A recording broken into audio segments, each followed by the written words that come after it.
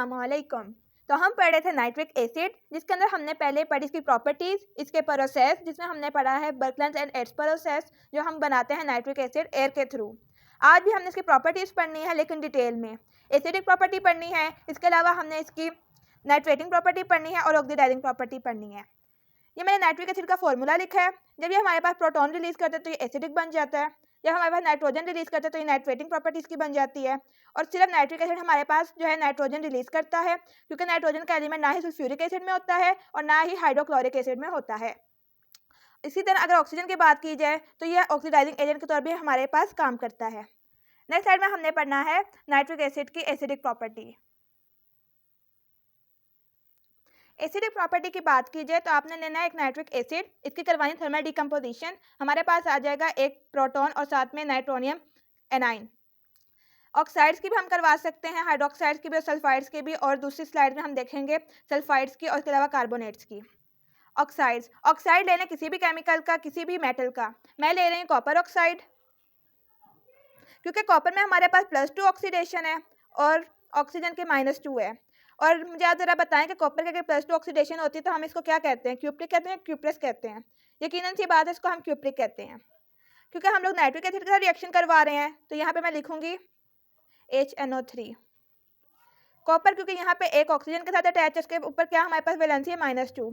तो कॉपर ने जब हमारे पास नाइट्रेट के साथ अटैच होना है तो वो एक नाइट्रेट के साथ अटैच कभी नहीं होता, वो हमेशा 2 नाइट्रेट्स के साथ अटैच होता है। अगर यहाँ पे 2 नाइट्रेट्स चाहिए तो हम यहाँ पे भी 2 लगा देंगे और बाकी हमारे पास क्या बनेगा, वाटर।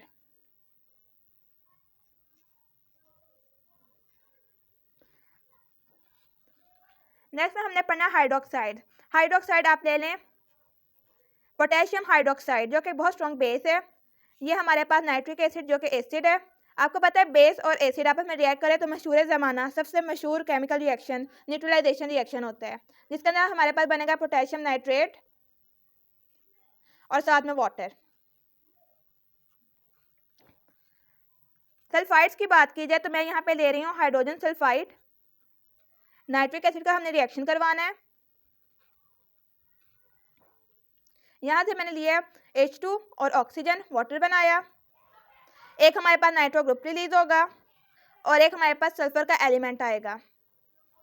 नेक्स्ट साइड में हमने पढ़ना है कार्बोनेट, बाइकार्बोनेट और सल्फाइड्स। कार्बोनेट्स, मैं ले रही हूँ कैल्शियम कार्बोनेट, आप कोई भी ले सकते हैं, कैल्शियम की जगह कोई भी। इसका मैं करवाऊंगी नाइट्रिक एसिड के साथ रिएक्शन। याद रखें ये पॉइंट है कि जब भी हम कार्बोनेट्स लेते हैं तो हमारे पास कार्बन डाइऑक्साइड रिलीज हो जाती है और बाकी हमारे पास बनेगा कैल्शियम नाइट्रेट। आपको पता है कैल्शियम की वैलेंसी हमारे पास +2 होती है, इसलिए इस केस में भी हमें कॉपर की तरह यहाँ पे 2 मोल लेने हैं नाइट्रिक एसिड के। साथ में हमने बनाना वाटर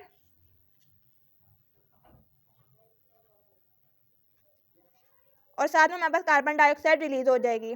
ऐसे रिएक्शन जिनके अंदर हमारे पास साइड प्रोडक्ट रिलीज हो जाएं, इनको हम कहते हैं कि हमारे पास एक्सीलेंट रिएक्शन है, क्योंकि हम इसमें प्योरीफिकेशन करने की कोई ज़रूरत नहीं होती।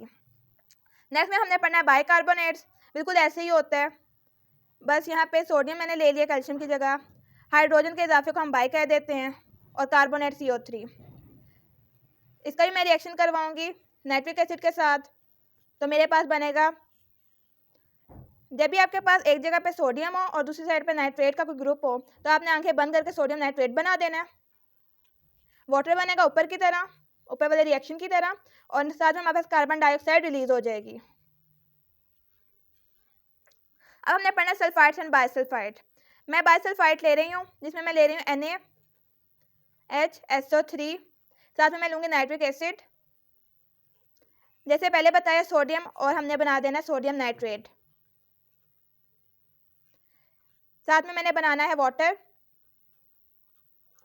और सल्फर डाइऑक्साइड।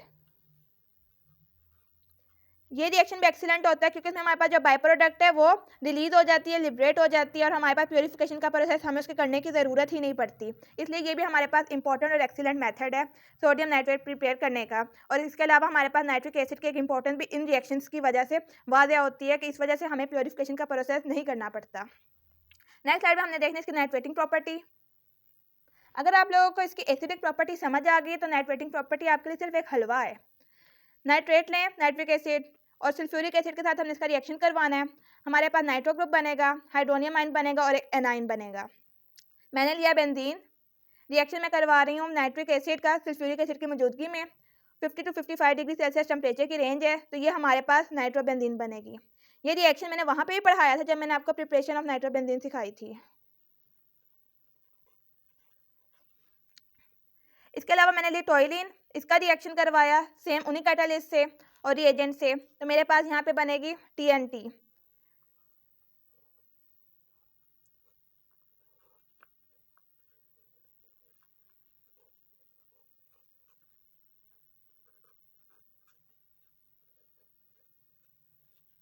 इसको हम कहते हैं TNT, जो कि हमारे पास एक एक्सप्लोजिव होता है, धमाका खेज एशिया है। इसके बाद मैंने लिया फिनॉल, ये भी हमारे पास बेंजीन डेरिवेटिव है। नाइट्रिक एसिड सल्फ्यूरिक एसिड की मौजूदगी में अगर मैं 25 डिग्री सेल्सियस पर टेम्परेचर दूँ तो इसका जो रिएक्शन है हमारे पास बनेगा ऑर्थो और पैरा। लेकिन अगर कंप्लीटली अगर मैं 3 मोल्स इकट्ठे ले लूँ तो ये हमारे पास पिक्रिक एसिड बना देता है। पिक्रिक एसिड भी हमारे पास एक बहुत अच्छा एक्सप्लोजिव के तौर पे काम करता है। इसीलिए जब भी हम नाइट्रिक एसिड का यूजेस देखते हैं तो हम अक्सर कहते हैं कि हम इसको एक्सप्लोजिव बनाने में यूज़ करते हैं। बच्चे अक्सर कंफ्यूज करते हैं कि हमारे पास जो है TNT और पिक्रिक एसिड में क्या फ़र्क है। तो याद रहे, जो TNT है उसमें हमारे पास टॉयलिन होती है और पिक्रिक एसिड में हमारे पास फिनॉल यूज़ होती है, बस और कोई फ़र्क नहीं है। मुझे उम्मीद है कि आपको मेरा लेक्चर समझ आ गया होगा। अगर नहीं समझ आया तो आप कमेंट सेक्शन में अपना क्वेश्चन लिखते हैं।